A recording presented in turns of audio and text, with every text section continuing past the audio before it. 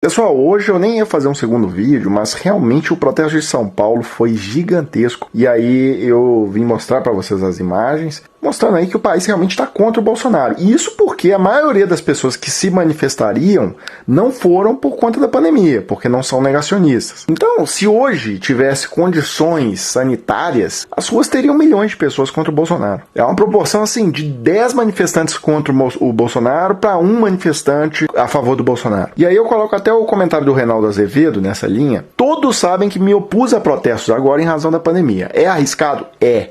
Mas a história não se faz só de querer. Em certa medida, o antibolsonarismo deixou-se pautar por Bolsonaro. Mas a minha censura para por aqui. A esmagadora maioria dos que foram às ruas estava de máscara e levou uma pauta civilizatória. E aí ele fala, ó, não há empate moral. Bolsonaro tentou ter o monopólio da rua em razão do público irresponsável que mobiliza. Ficou claro que não tem. Hoje, a maioria do país está contra o presidente. Já era assim, muito antes dessa manifestação de hoje. Aí, seguindo um pouco mais para frente, ele diz assim, é um resumo, né? Então, o antibolsonarismo já crescia sem as manifestações, a rua vinha sendo o monopólio dos negacionistas, aí depois os não negacionistas hoje foram às ruas e demonstraram o que já se sabia, são a maioria.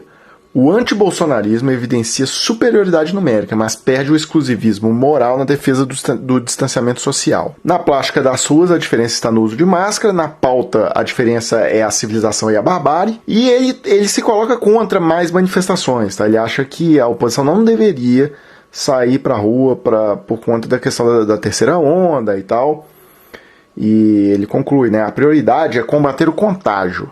E não se combate o contágio aglomerando pessoas, mesmo que a pauta seja, como é, boa e justa. A demonstração de força aconteceu, agora é preciso demonstrar senso estratégico. E também vou colocar aqui o comentário do Otávio Guedes, lá da Globo News. Lembrando, gente, que hoje houve manifestações grandes contra a gestão de Bolsonaro na pandemia em pelo menos 9 capitais. Pois é, Cecília, esse eu acho que é a novidade hoje, né? Esse ingrediente novo para o governo. Eu vejo assim, 2 grandes derrotas para o governo hoje. Primeiro porque ele perdeu o monopólio das ruas. Ele vinha exercendo o monopólio das ruas, por quê? Porque ele era a favor de aglomeração e a oposição não ia para as ruas porque ia ser uma contradição. Como é que eu vou denunciar um presidente que aglomera fazendo aglomeração? Então, a primeira derrota para o governo foi essa, perdeu o monopólio da rua.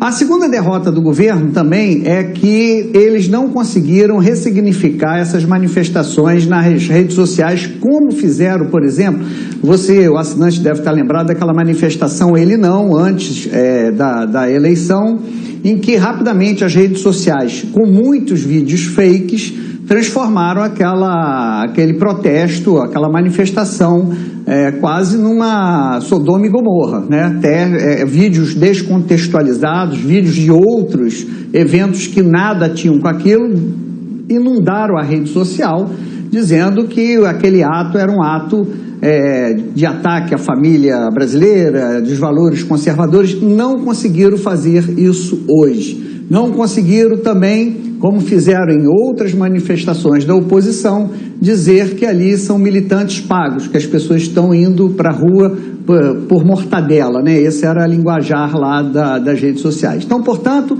2 derrotas para o governo. Agora, efetivamente, dividir a rua com Bolsonaro é muito ruim para o governo. A notícia é ruim para o governo. Quero chamar a atenção para Pernambuco, porque quando Bolsonaro fez a sua manifestação aqui no Rio de Janeiro, na semana passada, todo o aparato policial foi colocado à sua disposição pelo governador Cláudio Castro. Aliás, Bolsonaro levou até general da ativa para o palanque, segurança total. No Recife, o que a gente viu foi a política do tiro, porrada e bomba.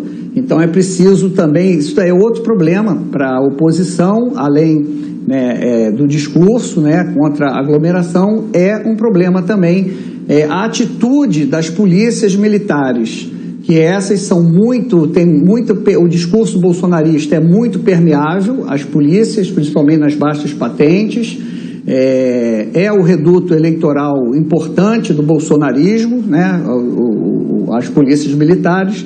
Então, num Estado de direito democrático, 2 manifestações não podem ser tratadas de formas diferentes, desiguais. Ou seja, a polícia serve para proteger uma manifestação que seja a favor do presidente e para reprimir uma que seja contrária ao presidente. Isso não é democrático e é um problema também que a oposição deve ficar atenta.